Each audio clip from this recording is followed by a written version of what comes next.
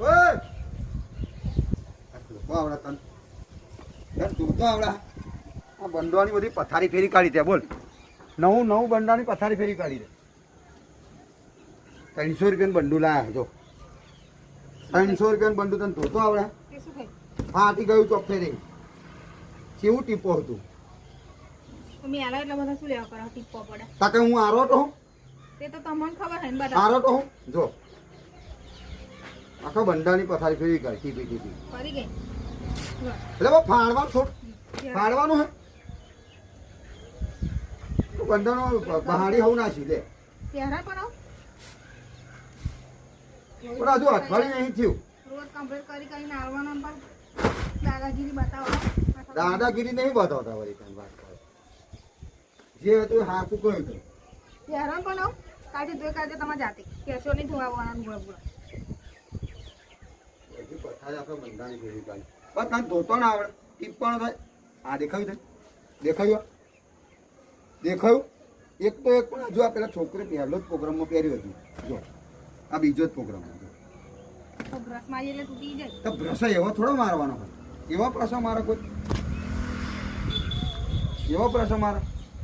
જો આ એક પણ જો પેલા હવા દા લુગડા પણ એક તો એક પણ બધાય જો બધા ફાડી કાઢો ગોદરી થઈ ગઈ આ જો. ફાડી કાઢો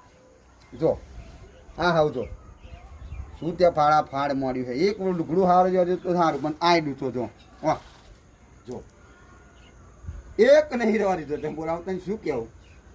પછી હેરતી થતું અહીં એક રહેવા દીધો તો સારું ફાટી જાય તો ફાટે જોયેલા પહેરો ને એ પહેરવાનું એટલે પણ એવું કોઈ હરખું જોવે વાત કરે પણ આ જો જો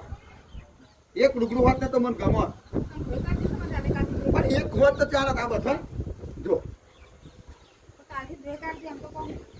એક હરખું નહીં રહેવા દેવું બોલતા જો કાઢીને ધોઈ કાઢ જો રૂમાલની પેલા પકડ લુગડા પથાઈ ના ફેરવશો આ ઘર અંધેરા નહીં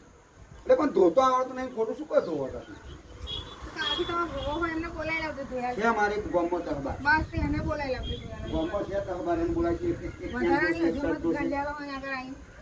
છે તહબાર ગામ એટલે એક શર્ટ ડોસે એક બંડી ડોસે અલગ અલગ દેખાય બસ તે એવું કરજો લમણાકું કરતા રહો યાર પછી 300 બંડાની પથારી ફેરી પણ